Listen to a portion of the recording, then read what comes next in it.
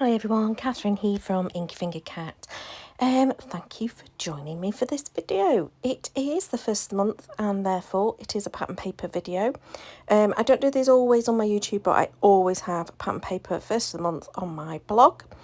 And for those that don't know what that is, I have popped it on the screen for you. So yeah, inkyfingercat.me is my blog, and I don't post every day, but I post most days. I stopped challenging myself to do it every day because I get stressed if I missed it. So I'm like, it's most days, not every day. Anyway, on the first of the month, I always do pattern paper.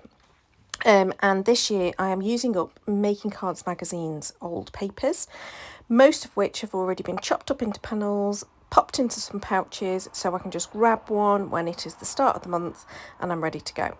I also went through digital images and stuff like that I'd already printed and coloured and popped some of those in with the papers, thinking, well, that one will go with it, so there's an even easier job. And that is what this is. It's a lily of the valley, gorgeous little teddy bear with his rose on the Juliet balcony, and I thought perfect for this beautiful selection of floral papers.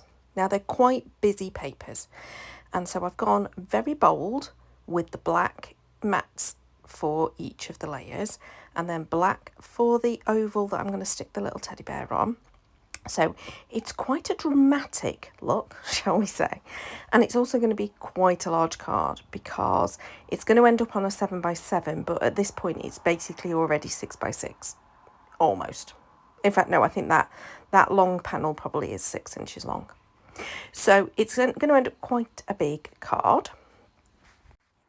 And I carry on with the drama in terms of I use quite a large die for the sentiment.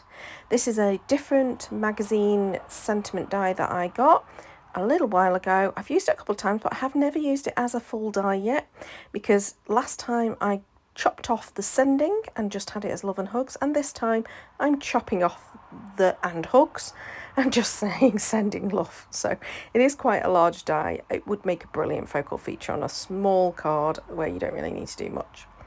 Now, I like my things to be quite raised up and chunky, especially these sorts of dies, so I am stacking it 3 deep.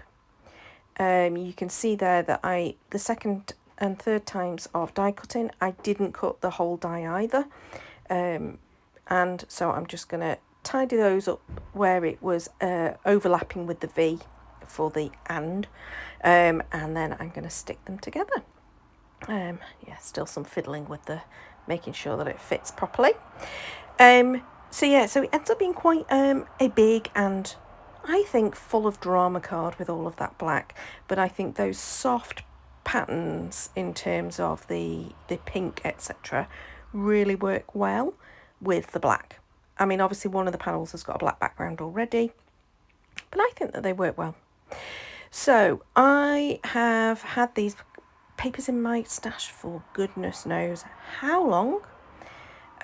This is me trying to work out whether I want gold, and I decide no, I want pink as my background, but I have to go and get a full sheet of it. Oh yeah, and I also tried out purple, which looked awful. But yeah, I've had some of these papers in my stash for so long, which is why I set myself this challenge that on the first of every month, I do a pattern paper project. Sometimes it's 1 card, sometimes it's 2, sometimes it's 3, dependent on what I come up with. But I always try and do at least 1 card every month, just to start to use up some of these papers that otherwise probably wouldn't get used. Now, I don't use all the papers that were in the pouch, so there are definitely more cards that can be made from this, so they'll go back into the pouch and they'll be used on a future one, whether it's this year, whether it's next year, who knows. But yeah, I think I have enough pouches to last me the end of the year.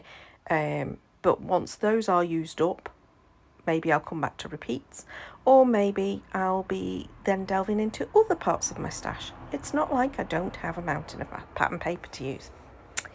So I decided on it's just shy of 6 inches, that pink square of the rainbow foiled card. This is Kingston Crafts rainbow foiled card, and it is gorgeous. And then I added in this beautiful Tim Holtz Sizzix wildflower die cut. I just thought it slightly softened that right hand side, because obviously this is quite a blocky looking card. Now I did amend where I was putting that sentiment. I had got it higher originally, but then I moved my little bear over a little bit more, so it ends up being towards the bottom. I'm just adding 3 little gems. I did think about a 4th and then changed my mind, but I had 3 little gems up top left hand side.